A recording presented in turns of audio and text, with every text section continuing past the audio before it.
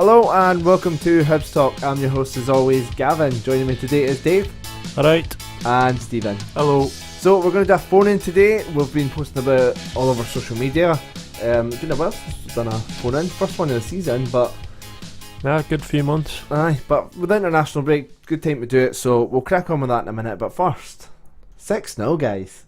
Stephen, you've been saying it. You've been wanting a doing for ages. You've been wanting to put quite a few goals past somebody and keep a clean sheet, and you weren't there. You missed it. I know. That's the issue with family, telling you. It was a brilliant result though. Told you it was going to come eventually. Yeah. And a clean sheet. And a clean sheet as well. What can you say about that, Dave? That was brilliant. What we've been wanting for ages, and actually to take our chances. We did call it though. Like Neil Lennon was like, "Oh, I'm getting really annoyed." So you can just tell he's been like on their backs, and it was good that we didn't let up. We kept going, and even obviously got the last two in stoppage time. So the fact that we just wanted to keep hammering them was refreshing. I think Canberra was desperate to score the way. Yeah, he's just been listening to the podcast, mate. That's what it is. He's sick of my moaning. So, I mean, we've got to crack on with the phone-in really today, but so rather than going through it in by bit by bit like we usually do, just sort of taking some key points from it. What was your favourite goal from the game? Probably the fourth one, Jamie Mallon's. Jamie Mallon? Same thing. Stevie Mallon's second. Yeah. Aye, I think that was a good strike, and it just shows you how many different ways you can hit the ball. Aye. The fact that it went down the bottom corner kind of caught everybody's surprise. Is my favourite one. Stephen? Yeah, I'd agree. After seeing Dave's comment when I was watching the group chat, I had to go and see it. So it was a great goal. I'd go the first one. Mallon's first one, the first goal. Just the lay back by... No, Boyle scored the first one. Sorry. That many goals, we're getting that confused. Boyle scored the first one. The second one, Mallon's first one, where was it Canberra laid it back to him in the end, and it was just a nice touch and in the top.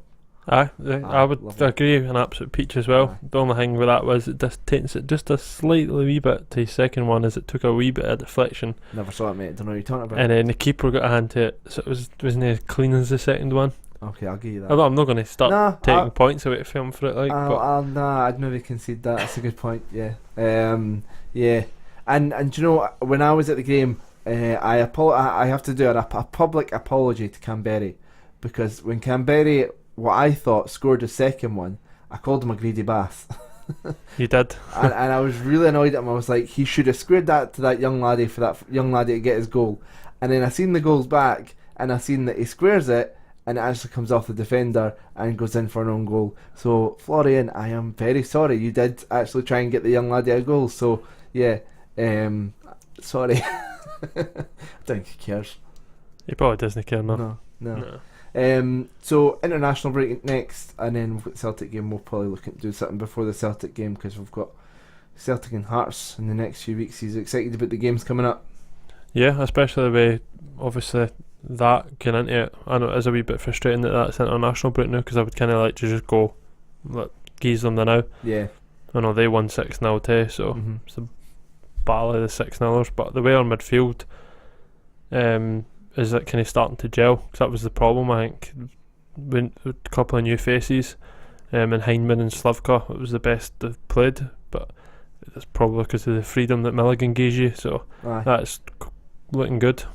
And I think we definitely benefited from the last international break. Last international break we'd just been beat by Livingston, and then, you know, we went away, Milligan got integrated with the team, and we went from there. So so many positives to look forward to with Hibs now. It's really a good time to go and watch them. Aye. Even though that many fans kind of get along to see them away from home, but we'll get back to that in a minute.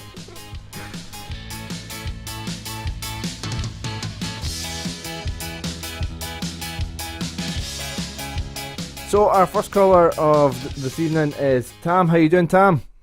Not too bad. How are you? Yeah, good man. So what topics did you want to bring up today? Well, it's really about the ticket situation we're going through to Parkhead. I think it's a wee bit naughty Celtic cutting back the allocation and also the restricted viewing seats being given to away season ticket holders. Aye, it's. I know there's been a lot of talk about it. We tried to reach out to Tracy today to try and get see if she'd come on and kind of have a chat with her about it. And she sort of got back to us to sort of say she didn't know all the information yet, so she wanted to go away and get it all before coming on with half answers, which I guess is a sensible way to do it. But no, I know it. I mean, starting off with Celtic, so Tam, what's your thoughts on Celtic cutting the capacity to 700? What was concentrating on that first? I think it's shocking. I do. I actually think it's shocking. I'd do the same to them. My thoughts on it now are, whatever any away club give Hibs percentage of their ground, Hibs should do the same back to them, even if we're playing before empty seats. That's the way I look at it now. No, I would agree. I would agree with that. Celtic have cut it for whatever reason. I think it's the whole thing with Rangers is they've just done everybody off the back of that. Well, they're saying that they've got 52,000 season ticket holders. That's leaving them with a 60,000 stadium. That's leaving you 8,000 tickets. By the time even taking away your, what could you say, the hangers on and that they get the tickets, shall we say, they're looking at somewhere in the region of 4,000 walk-ups. Yeah. Yeah, but percentage-wise, I completely agree. It doesn't make sense that we give them like 4,000 to a 20,000 seater stadium, and then we get 700 to a 60,000 seater stadium. And could this lead to the issue of, I know this happened at the Livingston game recently with Rangers because the away end sold out, so there was Rangers fans in the home end, and if the same sort of thing happened, could we have Hibs fans? I think there's actually Celtic fans that.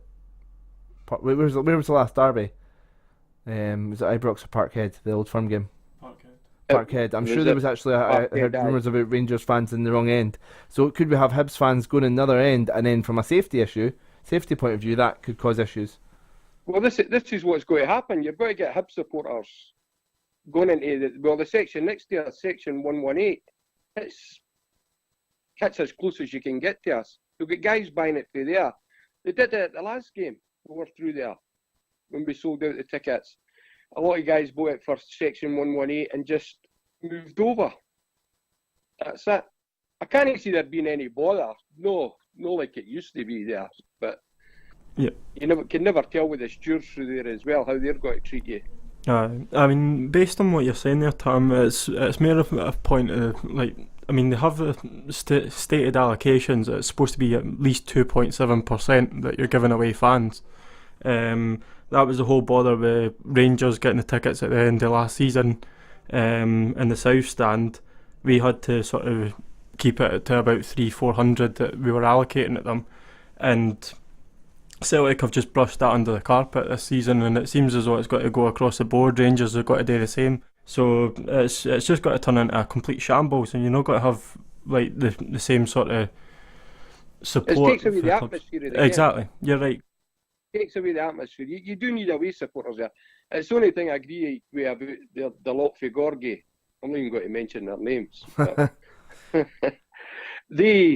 They give us the full stand, we give them the full stand. That's the agreement. Aye. So on the restricted view point of view, and it being given to the away season ticket holders, is it all the away season ticket holders that have only got the restricted view, or is there some with unrestricted?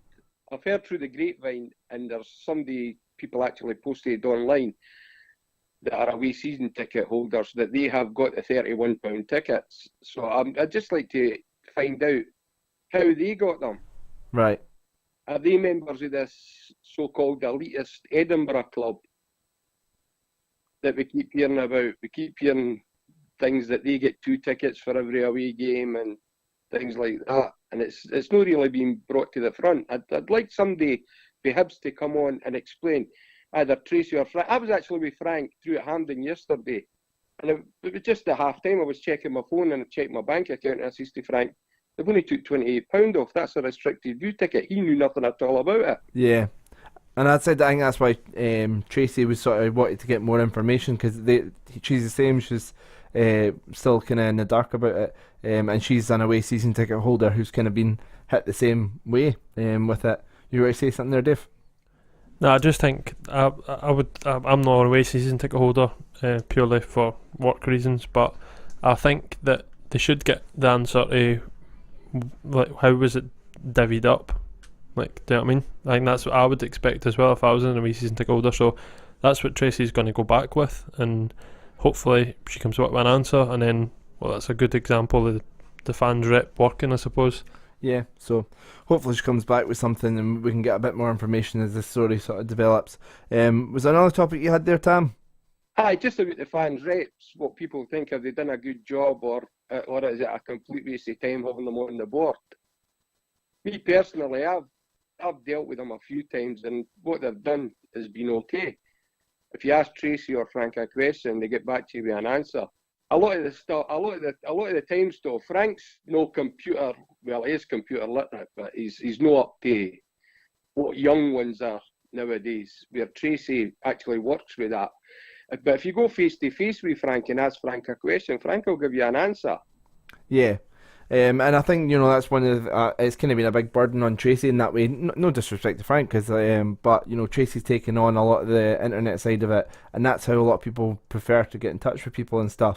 But Tracy's been great. I've joined a lot of the Facebook groups now in order to promote the podcast and put the podcast out there, and that's how a lot of people listening now would have found the podcast.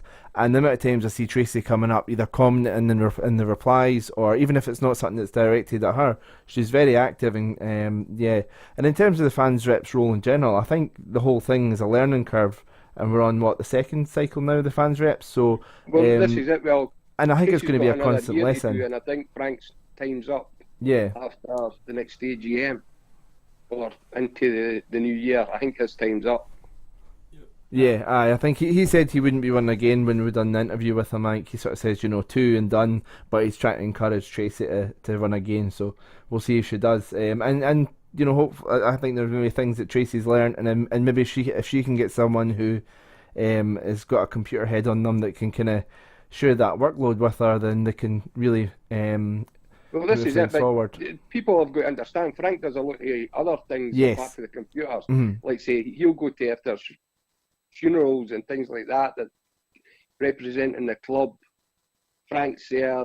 Like say with the European games, he went and collected the FIFA advisor or UEFA advisor and drove them about and things like that.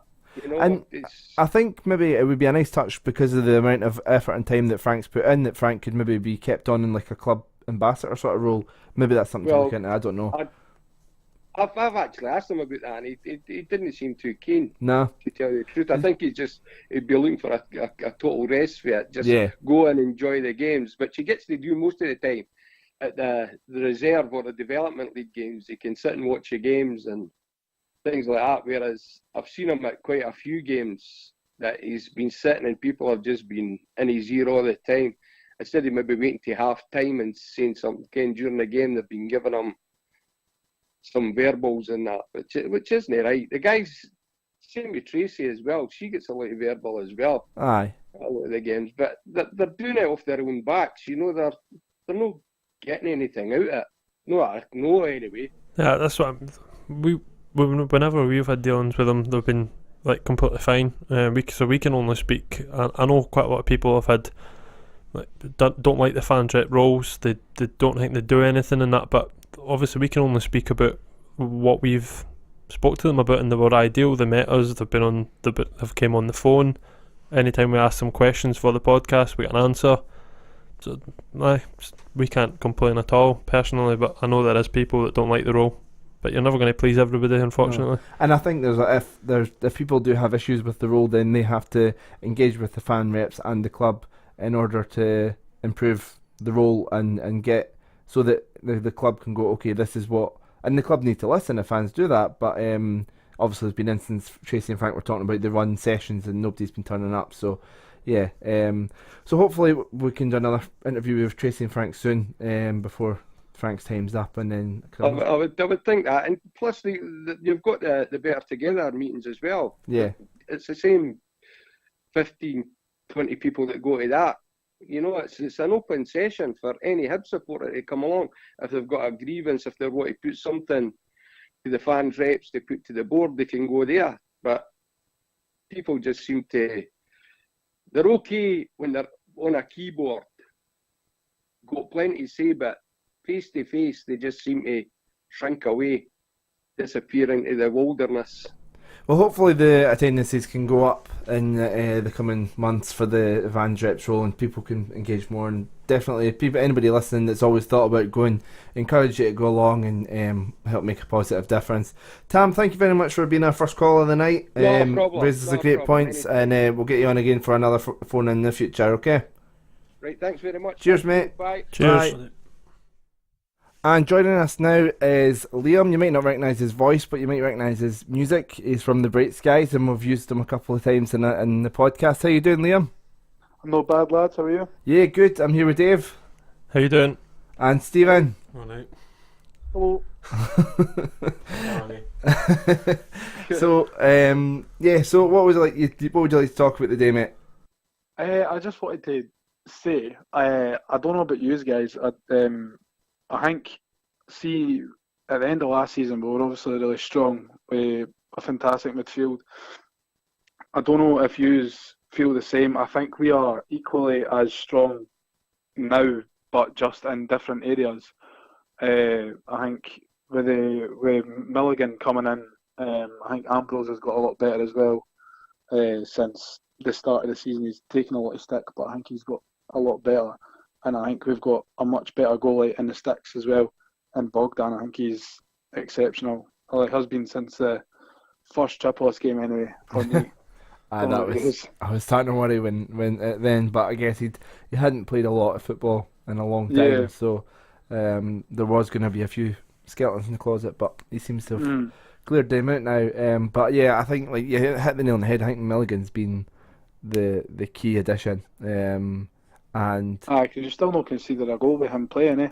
yeah, and I mean, I think you said about Effie there. I don't know what you guys sort of think, but I think Effie knows that if he does go on one of his runs, which he likes to do, he enjoys it. He knows that Milligan's going to step in, so he's not as anxious when he's going on his runs. He's kind of a bit more relaxed.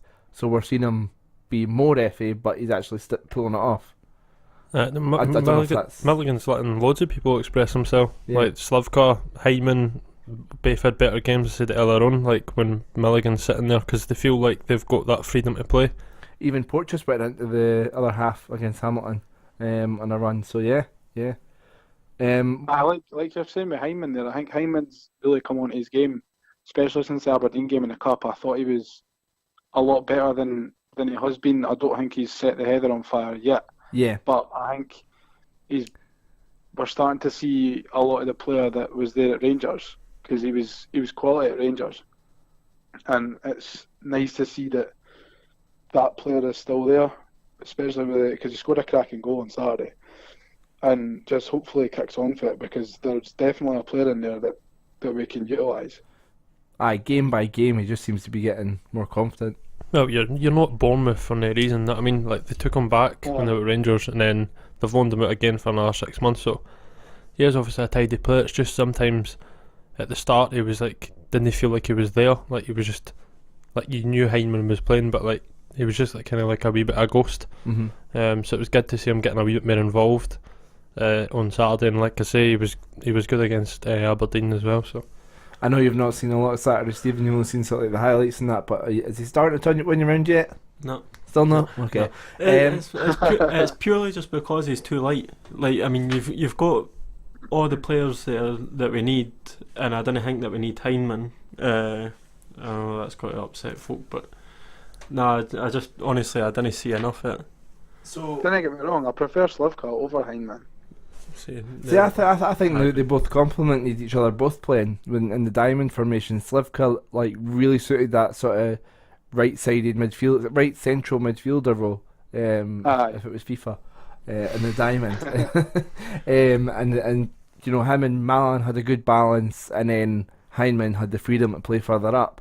Yeah, definitely. I guess with the thing with Hyman, why was it 6 months? I mean, it's an odd one to me.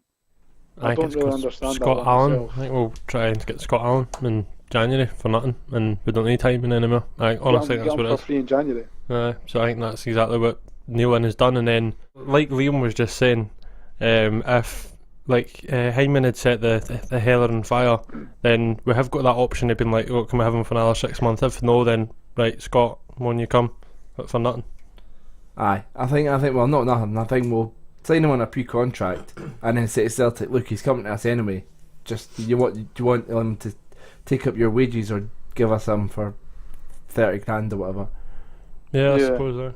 Aye. I mean, I don't know how willing Celtic would be to do that because of the whole palaver with John McGinn, but I mean, Which is ridiculous because they matched the bid for Villa and it got accepted.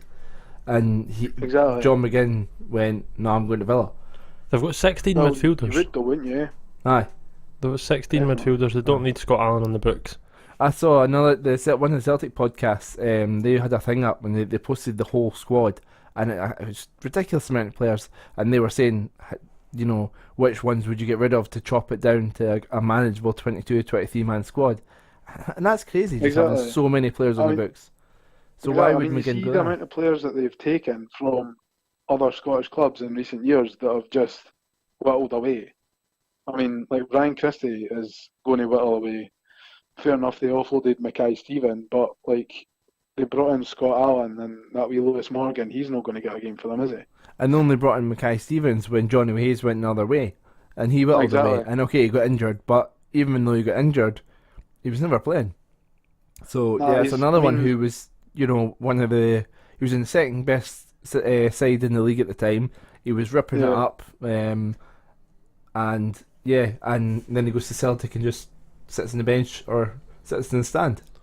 They did quite a lot. They've done it far too often. They just bully other Scottish clubs into giving them their best players Aye.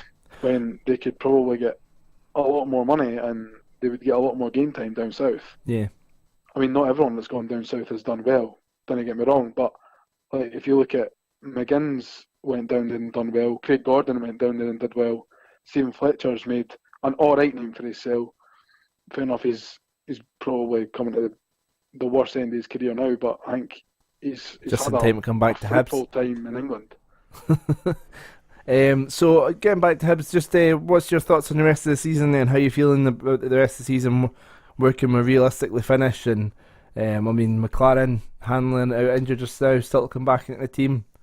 Yeah, well, I think if we keep playing the way that we did on Saturday and make sure that once McLaren and Hanlon are back, if we keep all our good players fit, I mean, I don't see any reason why we can't finish second. I mean, it does sound mad, but I mean, Rangers and Celtic aren't very good this season.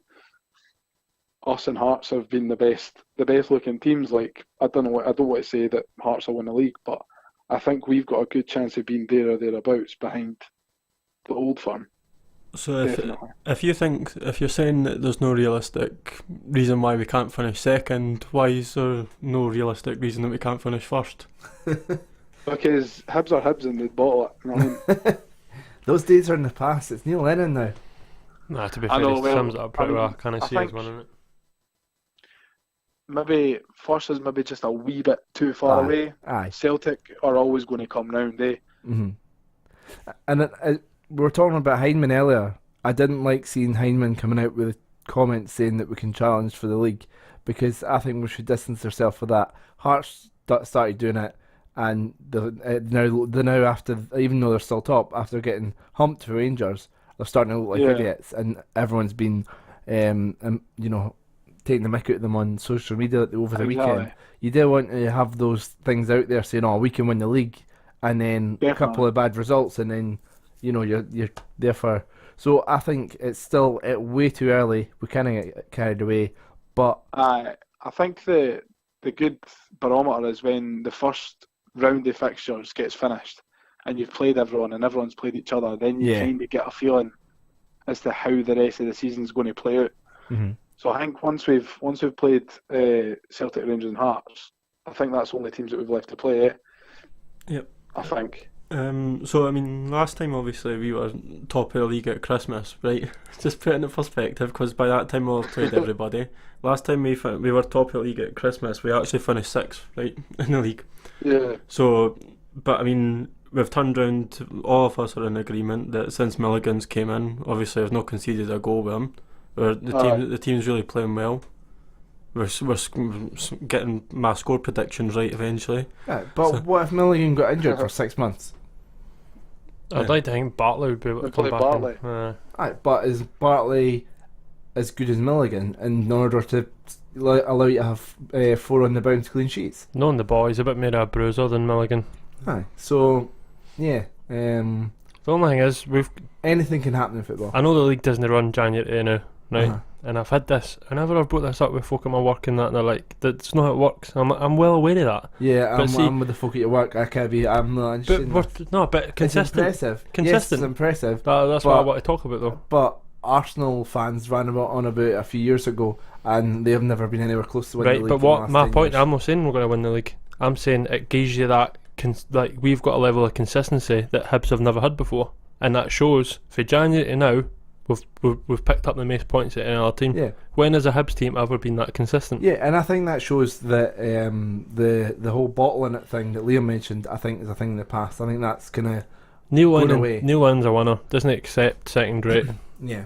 So As we've seen throughout a lot of last season anyway, especially when we got beat off of Hamilton, and then when we got beat off of Hearts at the tail end of last season, and they went in a huff and said he was going to reevaluate his position and stuff. I mean, that's not obviously what you're wanting from him, but like that shows how much it gets to him that when we get beat, and you can see how much it means to him when we win, especially in the big games, your Celtic, Rangers, and Hearts games. I mean, he has definitely been a breath of fresh air for everyone at the club. Yeah. I loved Alan Stubbs, but I don't think he had the mentality that Lennon does. Stubbs was a great man manager, but I think he was a little bit soft at times. But Lennon is just a born and bred winner. He doesn't take anything apart from first. You know what I mean? So we mentioned Arsenal a minute ago. It's just sort of was like that with Wenger. I think Wenger and Stubbs sort of in terms of when you've had those managers in place, you're going to have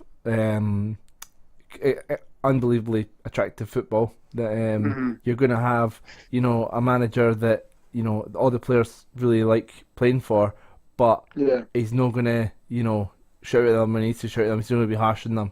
Stephen, you ready to say something? Aye. Well, since you just slated both my favourite managers ever, then fuck you.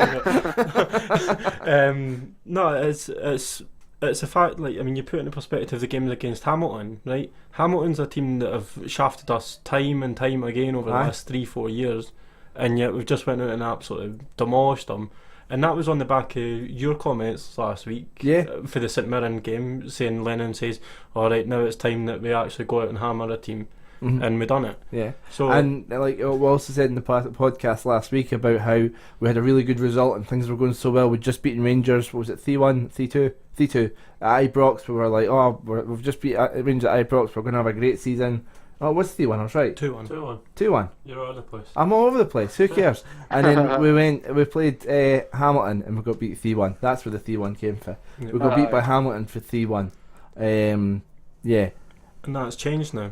And there's that. Aye, we seem to be a bit more on the ball. So, aye, fingers crossed for the rest of the season. So, aye. So, Liam, I was speaking to you beforehand about coming on. I know you want to plug something about the band. Aye, we're in a public vote at the moment. There's a festival called EH6 that's happening in Leith in November. So you've got Jake Bugg and Jerry Cinnamon, Kyle Faulkner from The View and all that are playing. We've actually made a public vote of 4 bands to win a spot on the bill. So just if any could just jump onto the EH6 Facebook page, and there's a post on there that's got a link to a SurveyMonkey poll that you can vote for the Bright Skies if you'd be so kind to do so, and hopefully we can win a spot. We'll find out on Friday evening, I believe. We will share the link about on all our social medias to help you out, and hopefully if you get announced, then we'll let people know the result. as well. Thanks so very much, lads. yeah, so I make sure folk check out the Bright Skies as well. And cheers for coming on, Liam. No worries, mate. Thanks very much for having me. Right, Bye. thanks again. Cheers, Cheers. man. See you Bye. guys. Bye-bye. Cheers. Bye. So our next caller is Willie. How you doing, Willie? Hi there. So what is it you'd like to chat about today? Well, just about the PA system at Easter Road. Not Yeah. being very good in certain Ah. areas. So where is it you sit yourself? Sit in the back of the West Stand. Uh-huh. I gather that some other sections aren't very good either. We're in 14. Section 14. We're in the East Stand, and it's Alright. not any better in there. We can't really understand anything. It's been a while since I've been in the West, to be fair. But you and me, Dave, we were in the Famous Five, the European game, first one. What was it? Who were we playing? Oh my god, my memory is so bad. Aye, Runavik, and we noticed it was really bad then. So I don't know if it is better in the East than it is in other stands, but overall, a really poor PA system.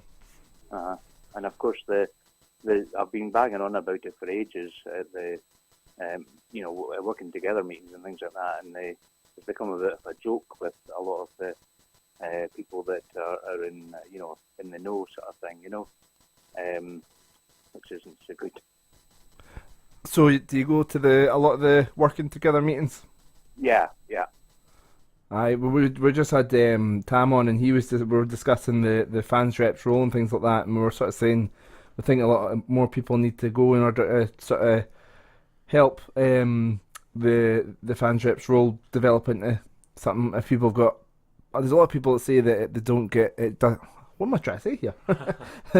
A lot of people moan about the role, but I think if people were to go along to these meetings, they could help transform the role into what it was they wanted it to be. I think the club are quite open to learning and taking fans' views on, and make sure the fans reps are representing the fans in whichever way the fans would like best. So yeah, it's good to hear that we've got another fan that's actively going along to them. Yeah. So Well, I mean, I guess the issue would be where would the money come for it? I mean, I know we just posted, what was it, £200,000 profit before tax. I think I tried to reach out to Tracy for an actual figure. She couldn't remember off the top of her head, but I think she kind of gave a 6-figure sum, roughly it would be. And I don't know, it's a tough one, because I mean, we've got next summer, if they turn round and said to Hibs fans, would you want to pay a 6-figure sum for a PA system, or would you rather get Jamie McLaren permanent? I know it's frustrating and it should be better, but my answer would probably be Jamie McLaren. Well, that's true, but I mean, I think it's as I said before, it becomes a sort of health and safety issue. I mean, if you can't hear the safety announcements, before they play before the games, then if something was to happen, during the game, or somebody was to have an accident or something like that, then Hibs could be liable for it. And I think it's all very well. The answer I've had is that somebody was up from the health and safety, and they said they deemed it okay, the sound system, but they probably came when the place was empty, and the sound system is okay when the place is empty. See, I'm on your side here, when Willie. it's full, that's the problem. Yeah, I'm definitely on your side with this. I mean, the way that the summer transfer windows worked out as well. I mean, they turn around and say, would you rather have a team on the park or a working PA system? Obviously, PA system's been an issue for a number of years, and with this being their biggest transfer budget in the club's last 10-15 years, I mean, obviously we've not seen any of that money, in my opinion, to the club. So I mean, why can't we go and afford the new PA system, which as you're stating, it is a health and safety concern when you can't hear the messages at the start of the game. If this is a health and safety issue, and I mean, we've been to a few away games, I have to say I think this is a universal thing across the board, with the exception of maybe Parkhead, who, they've got 2 million to spend on lights. Does this maybe need to come from above to kind of put in safer PA systems across the board? There is definitely worse ones than us. Dundee's Aye. Dundee's was Dundee's shocking. is what I was thinking as well. I Livy's could is not bad. believe that. Yeah, Livy's is bad. Hearts is not much better. No. It depends. I'd agree it's like part of your match day experience. I would really like a better PA system. It's like, so when it comes down to it, it's like, what do you spend your money on, like you said? And I would agree, the amount of years that it's been a problem, a concern. What 2018 now, everyone's about technology and that. We do need to keep Easter Road up and running. We own it. We own the training ground. Make it a modern Let's stadium. keep maintaining it. Keep It's like it your modern house. You stadium. didn't let your house get run down. You didn't have a telly with a video player in it anymore, do you? Now you've upgraded it, so we probably do need to upgrade it soon. So hopefully that if Wally just keeps racing it, they're working together in meetings and doesn't get taken as a joke. I wouldn't like things like that to be taken as a joke if a fan's got a concern. Yeah. I don't think that's fair. But I just keep raising it, Wally, I suppose. Aye. The other thing is, of course, that they keep going on about the match day experience. But a wonky turning system doesn't help that, does it? No, definitely not. You know. So just finish up, Willie. What's your thoughts on the rest of the season then, and your thoughts on the season so far, just quickly? Well, on the very, very happy so far, yeah, and as long as they keep it up, I'm quite happy. I'm a bit annoyed about Boyle going to play for Australia, but that's out with Hibs control, of course. Aye, Stephen's with you there. He's really annoyed about it. Yeah. But yeah, I best think- luck to him. And I think Dave made a good point a few weeks ago. Obviously, it's disappointing for Scotland, but if he's getting regular call-ups, hopefully training on an international level and playing some international games will just mean Hibs benefit, and he comes back a better player each time. So, aye. Well, thank you very much for coming on, Willie. Appreciate that, and we'll hopefully get you on another time soon. Okay. Okay, cheers. Cheers. Thanks. Thanks. Bye. So for our last caller, we're going to do something a wee bit different. We've got Bee from Home of Hibs. How you doing, Bee? I'm not too bad. Yourselves? Yeah, good. I'm sure a lot you've already do, but if not, make sure you head over at Home of Hibs and follow them on Twitter and all that. Another good Hibs site. So yeah, rather than you having a specific topic, you can put out a tweet to get some fans to get some questions. So we've got them here and we'll kind of run through them. So the first one we've got is Jacob Riley, who's when we're still need strengthened. So B, starting with yourself, where would you say that we still need to strengthen in the team come January, I guess?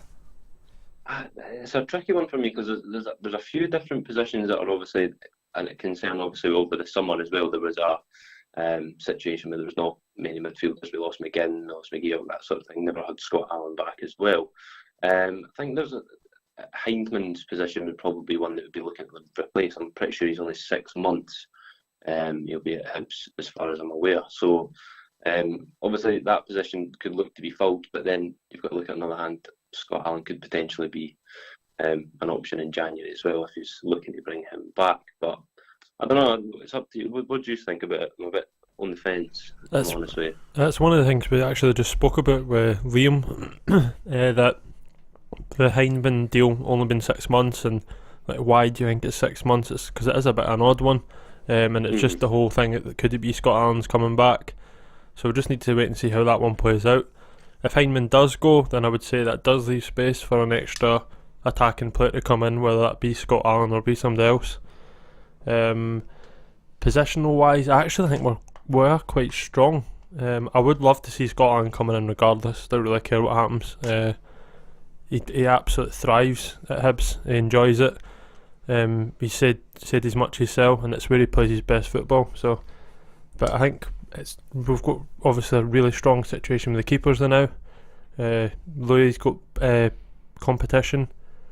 We've got cover for Davy Gray at right back, and in the sense that it is Whittaker, but he's on a 3-year deal. Can't really do anything else with that. I actually completely forgot, because I was going to say, if David Gray gets injured, who do we play? You're going to have to play Whittaker's 3-year deal. Like, where else are you going to put him? That's probably on decent money. Because I'd heard a lot of rumours about that Reece Williams, is it, I think, or Williamson? Dunfermline. Dunfermline. Ryan Williamson. And Ryan Williamson.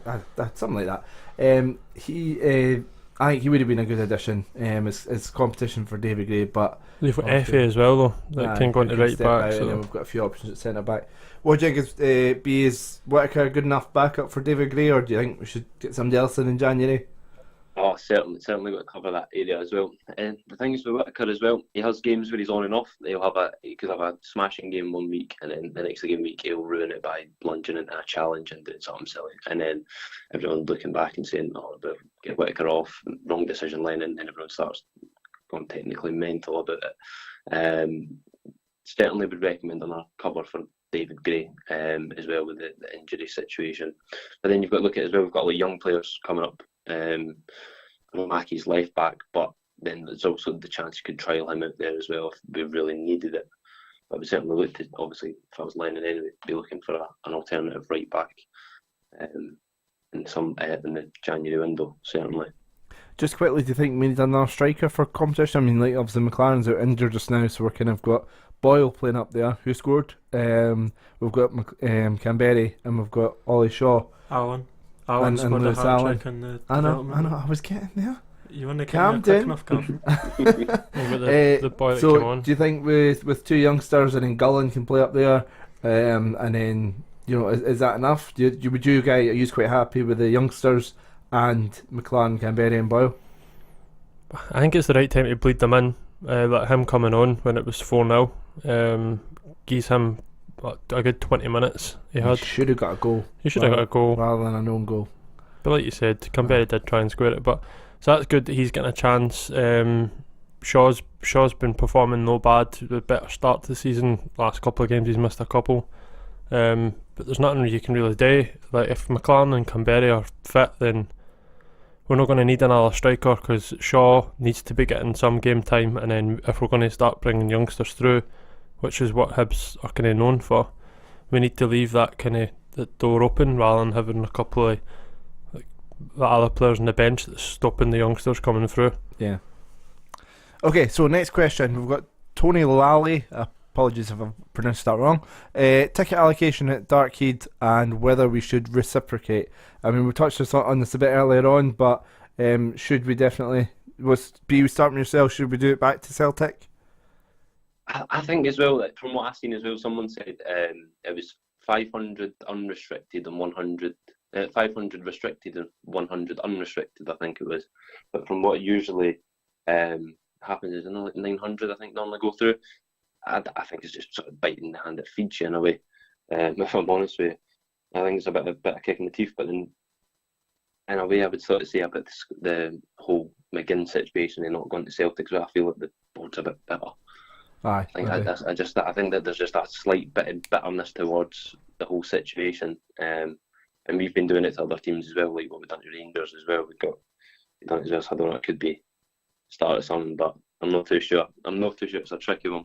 I think it's just becoming the norm now. Like it's petty for every single team. We're doing it, Celtic doing it, Rangers doing it, Hearts doing it. I mean, the only logic that I see is the fact that we still get a full stand at Tiny and they get a stand at Easter Road. It seems to be the only way that it's working. How much longer between is two that clubs. going to be? Well, I mean, that's the thing though. There's never been a dispute about that with Hibs and Hearts. They've never had any disputes about the fact that we get their stand and they get our stand. As far as Rangers and Celtic are concerned, obviously you want a full stadium for their games. And if the only way that we're going to sell out that south stand is by giving them their full allocation, to me, just give them it. Money. Rangers, I think they're that bitter and twisted, and I know Celtic have went down the same route, but that's what we dished out to Rangers, but I still would only give Rangers half the stand. Aye, I would. okay. I would keep the agreement with Hearts because I want as many Hearts fans at Easter Road as possible when crying and leaving early, and the stand can be empty with 10 minutes to go if it wants, as long as they've all seen us hammering in a few. Yeah. But I definitely don't think we can go back down the route again Rangers a whole stand. Nah. I think we'll sell it anyway. It's as well for if you were giving them a whole stand, it's a bit hard for like the police to control. But to be fair, I think it was last season when they beat us in the midweek game. I think it was 3-2 or something, and they scored in the last minute or so, and they all went mental, and they all just started jumping over the barriers as well. You've got to try and contain that type of fan as well. They seem to go a bit over the top, and from whatever happened through their whole European adventure that they had, there was the things about stabbings at Ibrox and things. It's going to be harder for the police to contain as well. So the limited amount that they have should stay the same.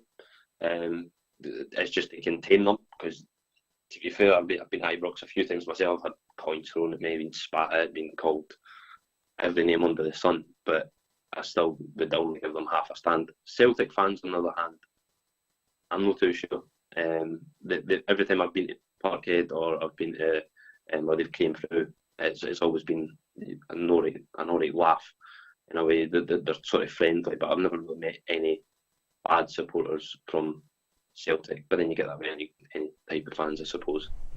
I think every club's got their own wee set of arseholes, to be fair, but it just seems like Rangers have got more. I would potentially cut Celtics as well. Right.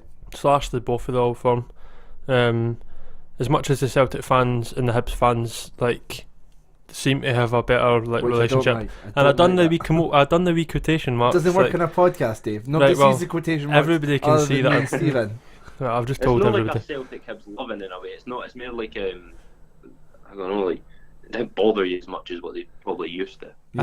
I think if we had been in the Championship with Celtic, trying to get up and all that, and then we had all that. It's just because we were down there with Rangers, and I know for a fact that my level of hatred, I'm doing the wee quotation marks again, towards Rangers did increase quite a bit when we were in the Championship.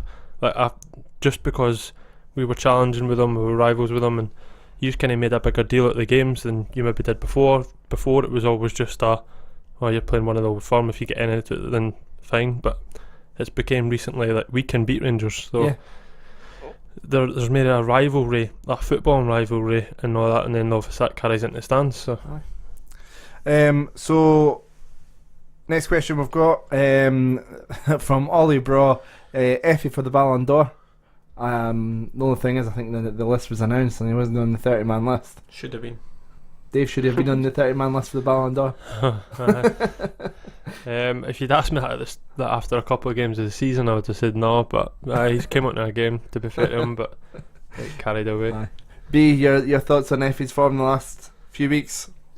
Now, to be fair, I think Effie's been brilliant. I could not turn around and say he's been bad at all. He's honestly, there's bits of his game that you can see him at times. He can be a bit laxy-daisy, but then there's just times where he can just drive right forward, and you see him cutting right back all the way back to defence, right forward, and making passes and stuff like that. That's the type of F you want to see, not the one that's in defence getting pressured and panics and then loses the ball. That's not what you're wanting. But for the start of the season, I think he's cut that out majorly. I think he's been well told to Lennon anyway to be cutting that out.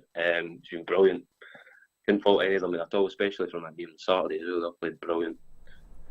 He got announced as a Player of the Month as well for that fans vote one, so 58% of the vote he got or something, so it seems that everybody's appreciating him now. Aye. So next question, I mean, B, we already discussed this with the last call, so Liam Miller, at Liam Miller 1875 is asked, Emerson Hyndman's amazing form. Stephen has got a look because he doesn't agree with that. But what's your thoughts been on Emerson Hyndman recently?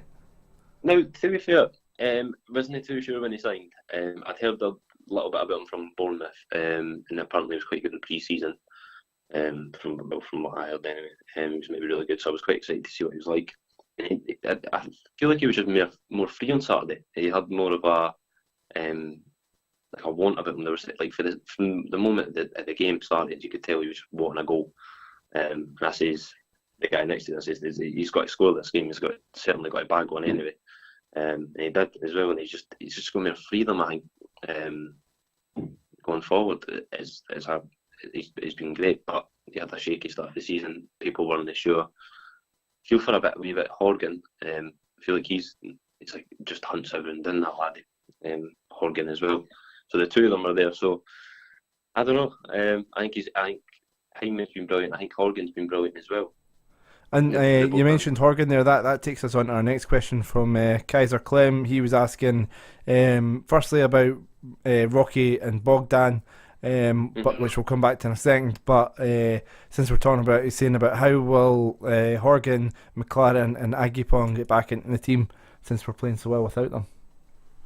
So I see that's a tricky one as well. But then you've got the rotation as well. That Lennon likes to change it up a bit.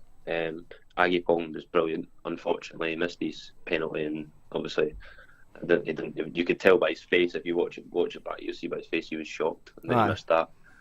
He was expecting that to rattle the back of the net, but Agipong, brilliant. McLaren, when McLaren was on form last season, he was brilliant. And there's like wee tiny bits his game you've seen when he was on recently. It's just the sort of bits of what we could see. So the Canberry and McLaren partnership is something I'd like to see, and Horgan as well. I'd like to see more of him. Going forward, I'd probably say that the rotation, probably keeping them for the rotational part of it, and they'll probably feature a lot more than what you say. Because if you look at December's list of fixtures, we've got a lot of games coming up. Would you guys agree with that then? A lot of rotation to get them back in? There's rotation, but I think that they three will be coming back into the squad. Maybe not so much Agipong, but Horgan will be starting again, and so will McLaren when they come back fit. Hangman will come out. Hangman's. I don't think everybody's arguing with it now because he's had one good game, right? But two good games. He was good against Aberdeen. Fair enough. He wasn't star though. Or three, because he was good against Dundee. Scored 3-0. He was against Dundee. He's too bad. Like going in for the challenges. Like Bees just says there, Horgan goes after everything. Hyndman just shies away from everything. He doesn't go to the ball. He doesn't go and make tackles. And regardless of what your point is, set him off. This is it. It's not, as soon as he goes away, as soon as he goes away in January, the better, right? I'd rather just skip to January when we're top of the league, 10 points ahead, and Hangman's away again, and we can get Scott Allen. Cause Dave. Anyway, what was the question? Because Stevens just went off. Horgan, McLaren, and Agipong getting back in the team.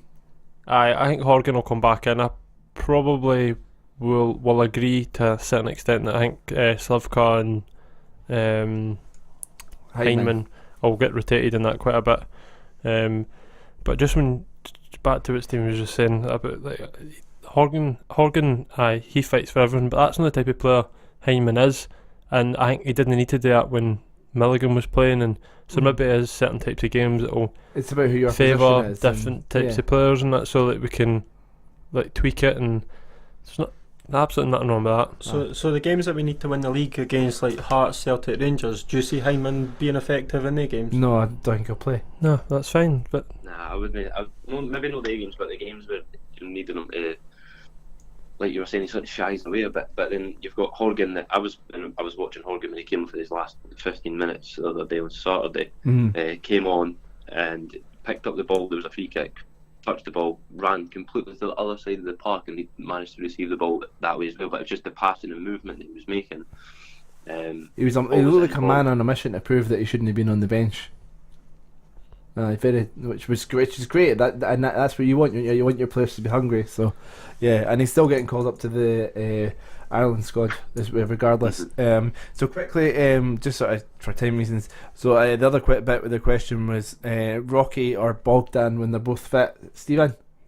Rocky, easy. Right, Dave?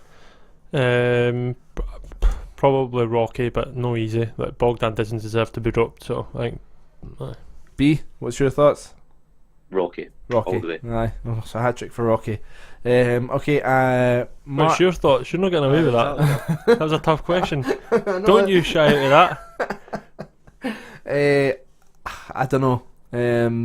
That is tough because it's exactly you say Bogdan's done nothing to be dropped, but last year I was saying Marciano's one of the best keepers we've probably had since Daniel Anderson. Go off the fence. So once they're both fit, I really like Rocky. I should probably stand up for my fellow Ginge and say Bogdan, but I really like Marciano, so now I'll go Marciano. Yeah, 4-0. Okay. Are we serious title contenders? And that's from Martin Boyle. Martin Boyle Madness. Easy for me to say. So, Steve, B, do you want to kick us off with that? Title contenders. I would say, to be fair, if we can put teams away like what we're doing on Saturday, obviously, wasn't the best team that you're up against. Obviously, Hamilton are pretty weak everywhere. I would say. They're pretty vulnerable as well, which has got shown on Saturday. So, I would say that we could be, if we can beat the big teams. Obviously, Hearts got knocked down a peg as well. So, I would say if we beat Hearts, Celtic, and Rangers coming up in the sort of December times, I think by January we could be looking at second place. Then going forward, maybe could be pushing for title contenders, but it just depends. If we can put teams away like we did on Saturday, then I can't see why not. Your guys' thoughts? If I'm being absolutely honest with you, probably no. But I'm definitely telling anybody else that. Just Hibs fans. I'm focusing my work in that. For as far as I'm concerned, we're winning the thing. That's what I've been saying. I've been walking about going, we're going to win it. But I'm just enjoying the moment, I suppose. Aye. Stephen, quickly, your thoughts? Don't see why not. Okay, that's short and sweet. 66-1. Easy. He's actually got that one. Aye. Aye. He's also got Arsenal in the same bet. Aye. What chance you got? Aye, I know. Why did you put Arsenal? They're coming onto a game. I'm a Hibs fan. Anyway, okay. Right, so thanks again for coming on, B. And we'll run through the questions there. So that was a nice wee different thing to kind of do something a bit different there. So that was good. And no problem, folk make sure they head over to @HomeOfHibs and follow you guys on Twitter and stuff. So, thank you very much for coming on. No problem. Thanks very much for having us on. Right, cheers, mate. see you later on. Cheers. Bye. Heard you ahead and it's a time. Were you with him or where we used to go? Did he show you things I didn't show you?